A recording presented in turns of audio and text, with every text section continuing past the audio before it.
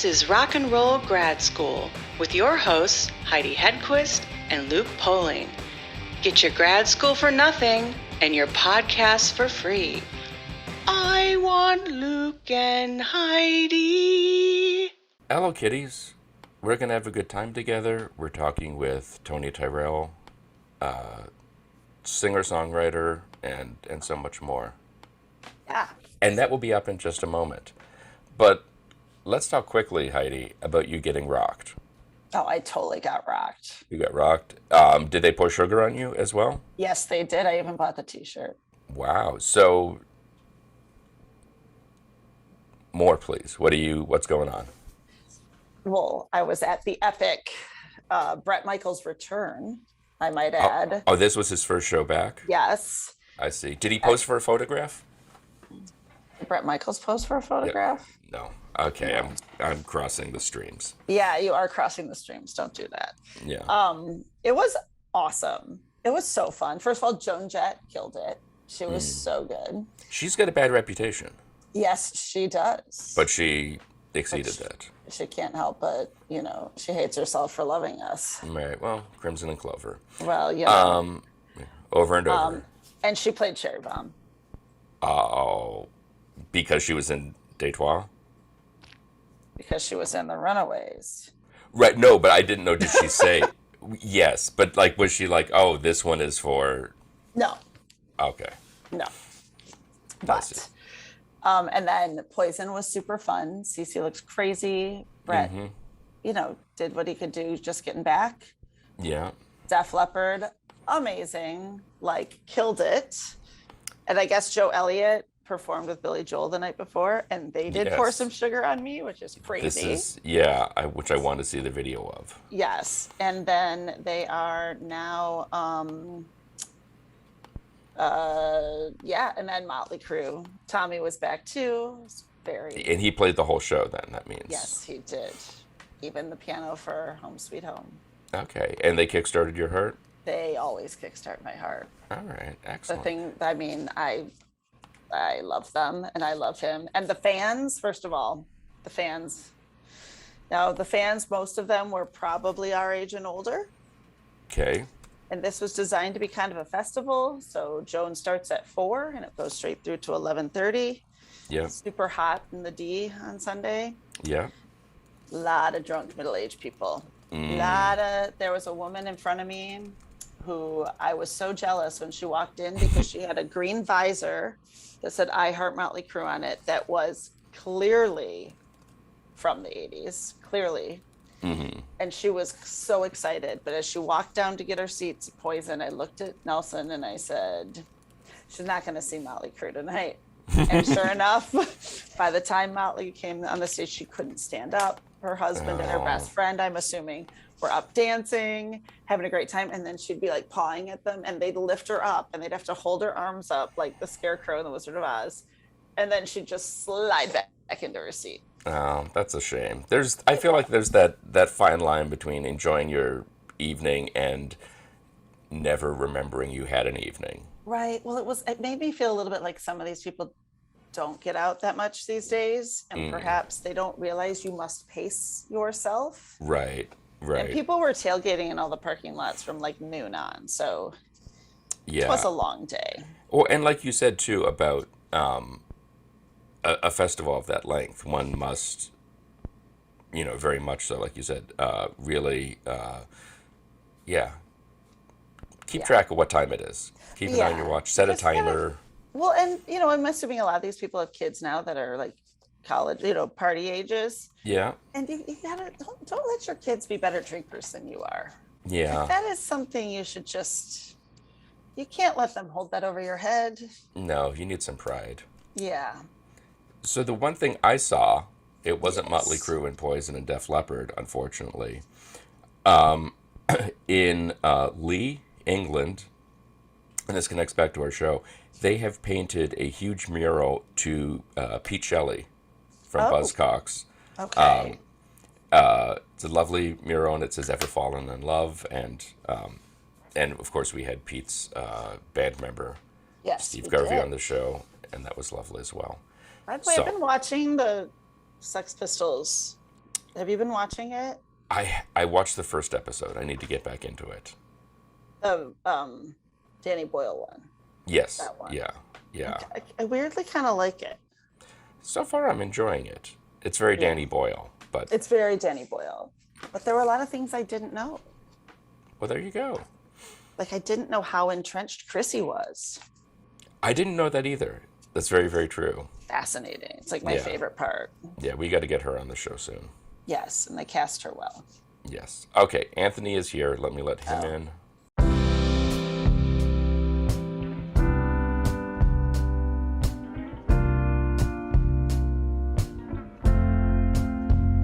We were just discussing the inability for some people to pace themselves, beveragely speaking, at festivals. Yes. And if you don't start slow, you're not going to make it to the headliner. No, you won't make it from Motley Crue. Well, I think, being Irish, I know all about that. We have a sort of a built-in resistance, you know? Yes, But- you would have but been still. quite disappointed in some of the people I saw on Sunday. I was disappointed in the people I saw on Sunday. I was like, you have 4 headliners at this show. You need to have the proper buzz for all 4. Yeah. Cannot be Where was slumped. this?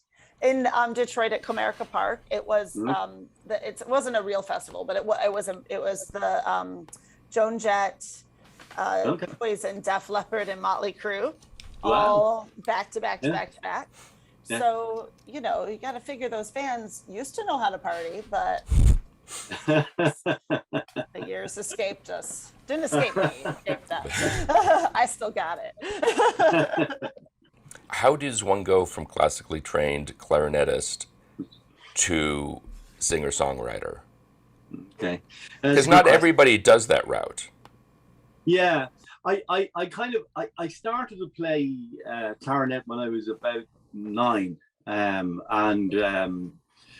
played was trained and played in sort of concert bands and that type of thing when I was a kid, involving one band, a sort of a boy band thing. When I say boy, a boys band. We toured the East Coast on a couple of occasions of the States, around Patrick's Day, and played concerts and parades and things like this, But then I moved on to kind of more serious study, and lessons and then into sort of orchestral work and symphonic orchestras and that type of thing.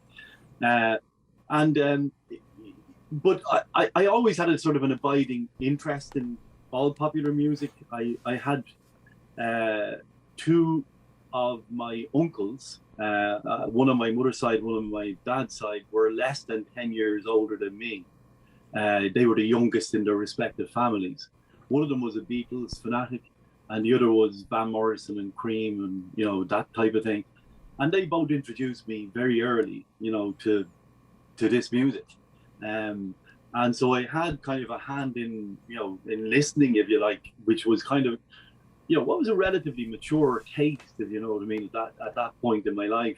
Mm-hmm. So that was always with me. And also I think, maybe different from today, and I'm not quite sure how it works where you guys are from, but, certainly when I was growing up, everything, music was everything, your whole identity, how you looked, who your friends were, where you went, how you spent your time, everything was your music, and you're different, how long your hair was at the time, everything was kind of around that. But so I did all that sort of stuff, and kind of was interested in music, went to lots of gigs. But what actually happened was that there was a friend of mine who we'd done some dabbling around with sort of folk sort of stuff, never actually playing anywhere, but a few guys in a town near where I live, and we'd done messed around a bit. And this guy contacted me one time and said, look, I'm involved in doing some music for a show, like an independent theater production that wasn't a musical but had music in it, and they needed a saxophone player, and was that something I could do? And I kind of just said yes, even though I'd never really played the saxophone, but on principle it's the same idea as the clarinet. Woodwind is woodwind. Yeah. It's a little woodwind. It's a little bit easier actually, but so I got the saxophone, but without getting too technical about it, but the saxophone overblows in eighths, so that the same fingering down here is the same up here, right? whereas a clarinet overblows in 12. So it's a little bit more complicated of an instrument, the clarinet. And I found that the saxophone just opened up, just great freedom in terms of kind of expression, being able to just play stuff off the bat, when somebody plays some chords to play along. So that was my introduction. And after that, after having done that, a couple of the guys said, look, will we form a band? And we did, So that was how I ended up into the band stuff. And I wasn't really writing then, at least I wasn't writing songs. I was doing poetry and various other bits and pieces. But I then ended up with, playing with this guy who I'd known for quite some time. He wrote, and he said, why don't you write? And I kind of went, okay, I'll give it a try. And that started. And that became then for me the biggest buzz, the actual writing of songs. And I've been doing it ever since. That's amazing. And then you've got your first album coming out, correct? Yeah, the first. But when I say my first album, I've actually made 3 albums. Okay. One of them with a concert band. Right. One of them with a sort of a kind of a classical orchestra, but kind of a pop orchestra. Mm-hmm. And then another with the band I was playing with during the 1990s in Ireland, the folk rock band that I was writing for. So this is my first album as a songwriter on a solo basis. So it's a whole different thing. Yeah. How is the experience different? Like, I'm sure it has to be completely different, but what's been the biggest sort of surprise from it? Well, the biggest surprise was I never really kind of, a lot of these things that you have to almost picture them in your head before they happen, in order to be able to do them. And because I played wind instruments, I could sing, but I didn't really sing. I was just kind of a guy there, and I might sing a little bit of backing every now and then, but I was playing away, and I mostly worked with female singers. And also we had a female, fiddle player in the band, for example, who was a fantastic backing singer. So there was very little need for anybody else to be singing. And so I didn't do much singing. So what happened was a number of years ago, I went to do a recording, to record some songs with a view to selling them. I thought, okay, I want to keep writing songs. Things are moving along in life. There won't really be, the band opportunities are less and less. What will I do here? So I decided I'd written a lot of songs, I'd record them, and I tried to sell them.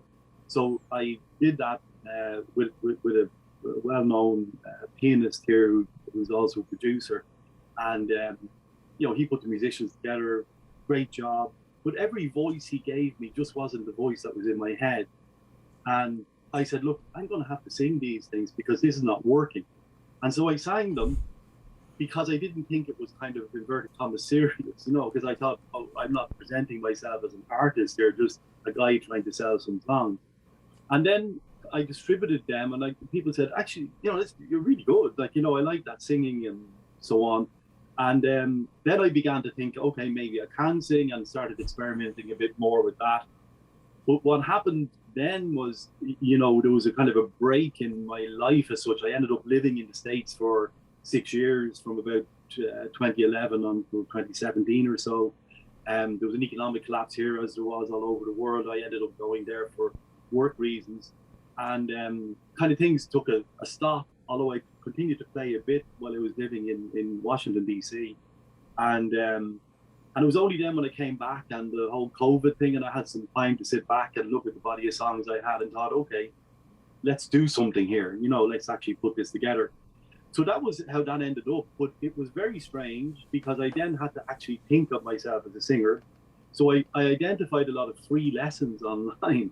The internet is unbelievable. And, and I just practiced every day, the same as anything else. I just practiced. And, then kind of got it into my head, okay, I can do this. Got a decent producer to work with. He said, you can sing. He said, you just need to kind of sing for other people rather than for yourself.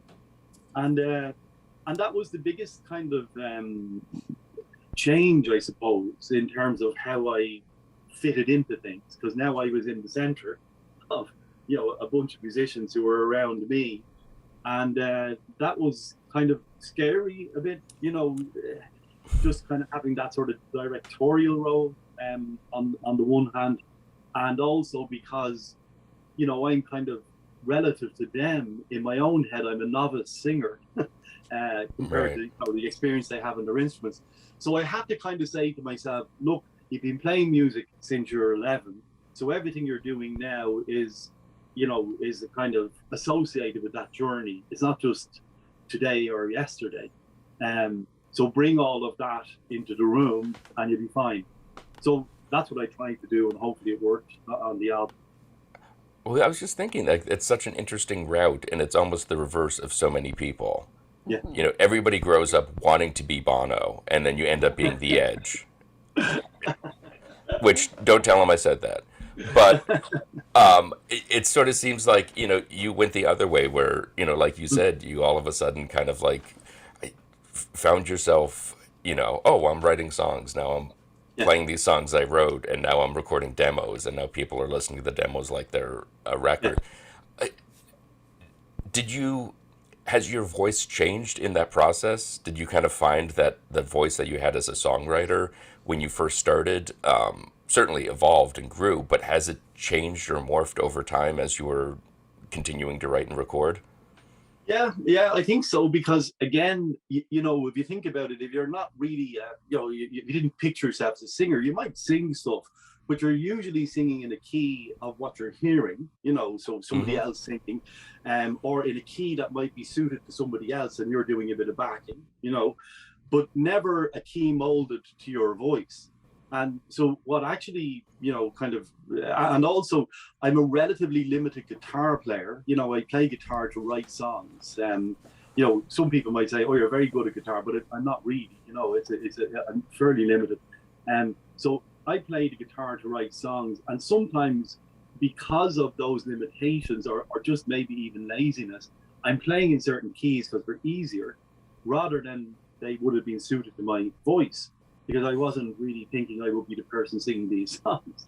And so even that had to change. So when you know, I began to sit down with the producer, for example, I took about, you know, 30 songs to him. I said, look, let's just whittle this stuff down. And we start going, just playing them along acoustically. And he'd say, well, why are you playing in that key? You just play here, no, or, you know. And so what I actually found is my voice is a lot lower than I thought it was. Or, you know, the natural positioning on my voice, if you like, is lower than I thought. And that's probably to do with, you know, I listen to all sorts of things, but, you know, in kind of historical terms, you know, anything from the Beatles to Dylan or wherever, and they are singing in keys that are somewhat higher than where I be, you know, naturally suited.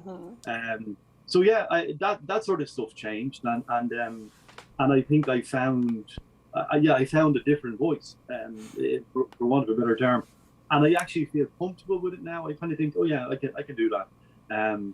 Whereas I didn't quite realize that.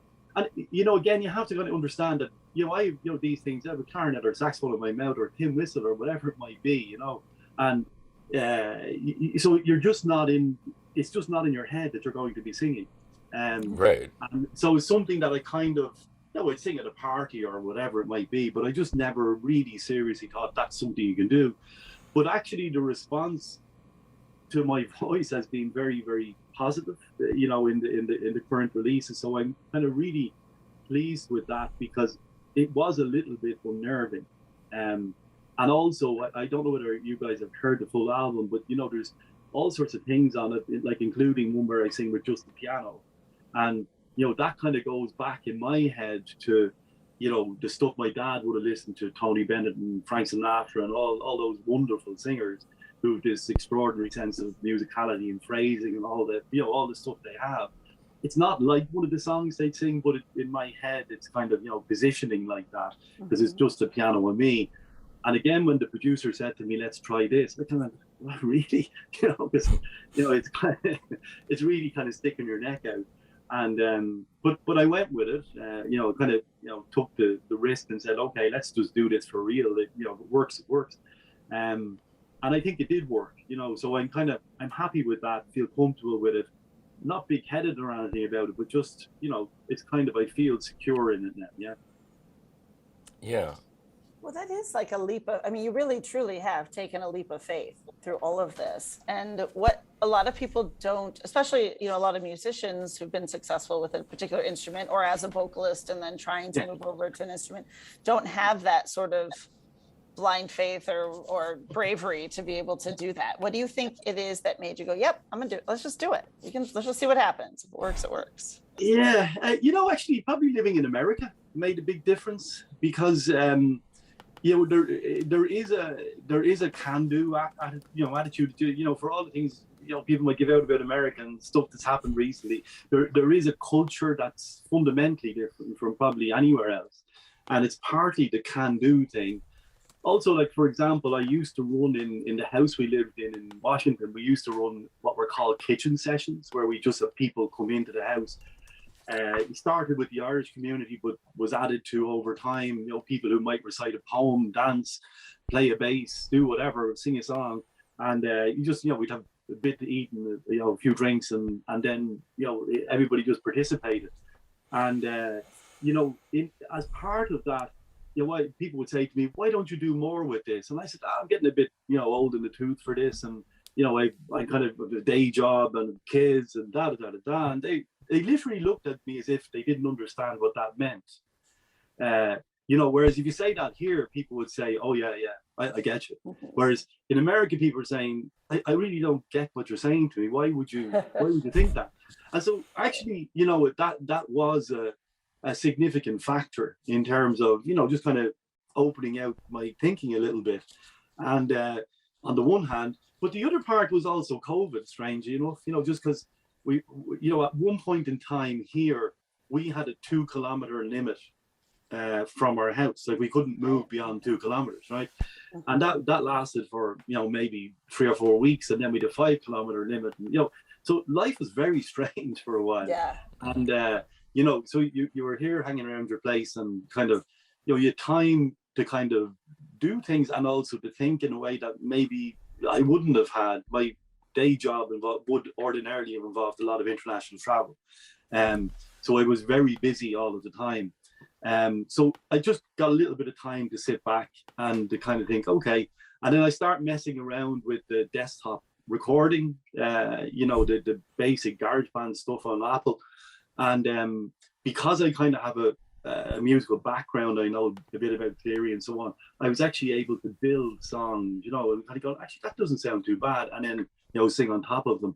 And so that kind of turned my head a bit, like the having a bit of space, the thinking, okay, life could be, very odd as it was. And, if it changes, I want my life to change. I want to move out.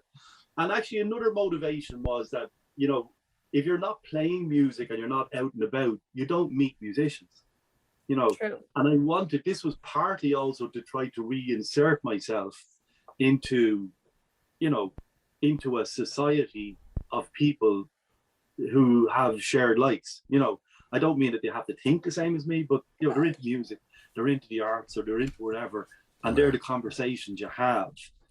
Rather than how's the weather or or anything else. So that was also partly the motivation for this. Now that sounds all very calculated. It wasn't. It was just these are just things, if you like, that have happened to me, and kind of coincidences and so on. But collectively they probably brought me to this. And that, as we're talking, the name of the album is Conviction, and it sounds like there are so many different uses of the word, even in our conversation, where I hear like, oh, well, there's a conviction in this. There's a, it seems to be just all throughout as we've been talking. Yeah. Was that what you were intended? Was there something in very particular with that record that we were like, it needs to have this title for this reason? That you're convicted of that conviction? Yeah, that's a good observation. And here's the cover, right? Yes. So that's a picture of me when I was 11. So I was with this concert band touring the East Coast, and we used to stay with host families. And this host family, the guy was a police sergeant or chief or something like this. So he brought me down to the station, and he took my fingerprints, put me in a cell, put this thing up and took the mugshot, so that's me at the age of 11. So that, that kind of, that picture's been around since I was 11. And while I was recording this, my sister said to me, she said, that picture of you as a kid, the one, in the kind of the mugshot. And I said, yeah. She said, I think you should use that, because we were talking about me doing the music. And she said, I think you should use that as your cover and call it Conviction. So I owe it to her, because she said, look, you're so absolutely committed to doing this, and it kind of, you'd smell it off me, you know what I mean? I was into this, and it, it's kind of obvious. And I thought, the way sometimes people make suggestions, you might second guess them. And I thought, no, actually, this is perfect. This works.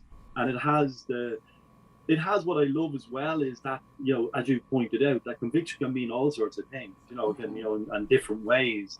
And I like that play on ambiguity and language, and I think that's part of the whole fun of writing songs, and writing songs that people can, make of them whenever they want themselves, and you don't have to be banged over the head and told this is about this, it's a song. It could be whatever the hell you want it to be, and so that's where that conviction idea came from. And the more I thought about that idea, it just completely fitted. Like, this is kind of like a promise I've had to myself for a long time. Kind of in the back of my head, I was thinking, what, I think my songs are really good. I think I'm a really good writer, Didn't necessarily think I was a good singer. And then I got into the singing thing, and I thought, okay, I can do this. So let's go ahead and do it. So I'm not quite sure what that says about me, that it took so long for me to get here. But it was almost like, I remember at one point in time when I was with the band I was with, and the band was doing quite well. We were nominated for various awards and so on at the time in an Irish context. And we would have been kind of contemporaries of the Corrs and the Cranberries and that, those sort of bands at the time, who then went on to do great things. But I remember at one point in time we were signed to two independent labels, and one of the guys from one of the labels said to me, he said, Tony, look, you have to make up your mind whether you want to save the world or whether you want to be a musician. Because I had a really good job. My background is I have a master's degree in English literature. I had kind of a job in this sort of evaluation work, and then another master's degree after that. So I had a lot of things going on, and I had a band, was in a relationship, really enjoying life as it was. I was fairly committed to the band. I think we were all kind of committed to it, but maybe not to the point where we really stuck our necks out, and took significant risk in order to make it work. And I think maybe that's also reflected in this, that at this point in time with this, I'm kind of, I'm happy to put up with whatever disruption might happen in order for this to work, and to kind of stick my neck out on this occasion, take it as seriously as I think it needs to be taken. And because if I don't take it seriously, nobody else is going to. Yeah. Well, one, I wanted to say how much I love the cover, because it just shows what makes America great. And, I'm glad your experience here was as positive as it's been for so many others. But have you found that? Have you found that conviction and that sort of dedication to this paying off, that kind of manifesting it, of saying, I'm going to do this, and, come what may, I'm going to do this, I'm going to put this out there? Have you found that working okay for you? I mean, you got a record out of it. I got a record out of talking to you guys. So, I firmly believe in the action-reaction thing, like that's the belief I have. I don't know that I can manufacture everything that's in my head, in terms of where this might take me. But I also then accept that particularly in music, that's not necessarily what always happens, So, I think if I stick with this, and if I do the things that I should do, put in the work, and invest to whatever level I can, both in terms of my time and financially and otherwise, that I think there will be a reaction in terms of, the quality of my life and music will change. I may not become a household name, but so what? I may, and nobody knows. Nobody knows these things, what's going to happen. But I'm also like, I also remember, I don't know if you guys know a band called The Frames. Oh yeah, an Irish band, Glenn Hansard's band. Yeah. And he again would have been around the same time as that other band. He did when The Frames started off, the band that I was in called The Afternoons. But the thing that's kind of I find amazing about that is when you look at it, right? There's a guy called Dave Odlum who played guitar in that band, right? And then there was another guy whose name escapes me, although it shouldn't, who played bass. And the band went to a certain point, they were signed by, I think, Virgin, and then they were dropped by Island, I think, and dropped. Something happened, I can't remember what happened, and then they were kind of like cast out as such, and they had to kind of make their own way, and they kind of ultimately released albums independently as well, I think in the late 90s and so on, before being picked up again. He's gone on to win an Academy Award, of course. But he's done okay for himself. He's done okay for himself. But the interesting thing is that the original guitarist left, but he became a record producer and has done really well. The original bassist, the bassist called John Carney, he's left, and he was the guy who wrote and directed once, and has directed a number of other films since. And so those things don't happen by accident. They're people who are committed to the stuff they're doing. They're in a life, as it were, and that's the frame of their life. And other things happen. Again, I'm not saying anything like that's going to happen for me, but I do think that if I keep working at this, something will happen. It may surprise me what that is, and it may be nothing to do with, me recording another album. It may be nothing to do with that whatsoever. It may be pulling me into, meeting certain people, writing for certain people, even becoming an agent or an ally of somebody else in the business, whatever it might be. Having a radio show, for example, it could be any number of things. But that's kind of where that's how open I am, I suppose, to it. My ambition is to get enough traction so I record another album. When I say I have a lot of songs, I have a huge number of songs, and I'm still writing songs, and I think some of them are very, very good. So I'd like to get to a point where it's not a vanity project to record a second album, that it's a viable thing with an audience. Doesn't have to be world-beating audience, but with an audience, that says, okay, there's enough feedback to say, let's do this again. Oh, yeah. And that's really what I'd like to do regardless. But if it's not that, I'll take whatever else comes, It's outstanding. That's wonderful. Yeah. I feel like that's so few people we talk to have an approach to it like that. Everyone else is like, Eurovision or bust. And I feel like that openness to everything is what an artist does and should have. Right. And that approach should be an artist's take on, well, I don't know what this is going to beget, but it's going to be something. Yeah. Well, it's kind of also like, like all this stuff is so unpredictable, and it's so complex compared to, when I was trying to sell records before. It's wild, like just the range and depth and scale of it. And so, you at some level, you're like just chaff to the wind here, you're floating around and somebody might notice you, and then, great. But the funny thing, I think the key thing, though, from an artistic point of view, right, is that a good friend of mine said to me a long time ago, I'd done some recording to let him hear them, and he said, Tony, he said, I really don't think this is you. And I said, why, what do you mean? And he said, I think you're trying to impress somebody else. He said, the thing that you're forgetting is the only person you need to impress is yourself. And if it's good enough to impress you and your standards, it's going to be good enough. And I brought that home to me many times in my life in different situations, and again with this. So what I wanted to do, kind of using the sporting sort of parlance, if you like, was to leave everything on the pitch. I didn't want to come off and say, I've only did that, or I've done this, or, if I passed that ball or did, I wanted to come off and say, no, I've done what I can here. I'm standing over it.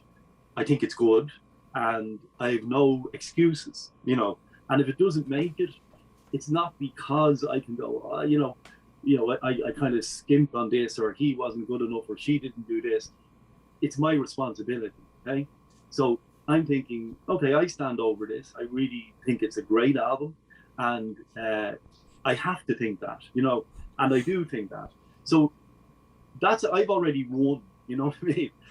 You know, I'm at that point, I've won, and everything beyond that is like, you know, it's kind of cream, because I may well have, if COVID didn't happen, for example, or if something else didn't happen, I may well have never done this. And, you know, I also have this sort of view in my head. I mean, to some extent you guys have it, but we have it here where, you know, sort of a lane somewhere is named after somebody, you know, a little country road or a wall or whatever, you know, people leave their mark in different ways, right? And if I were to head off into the ether tomorrow, then if somebody said to me, what was he like? I'd say, well, that's what he's like. You know, that's kind of him. And that for me is all that matters, you know. You know, at the highest level, that's all that matters. And so hopefully there'll be more, but if there isn't, that's life.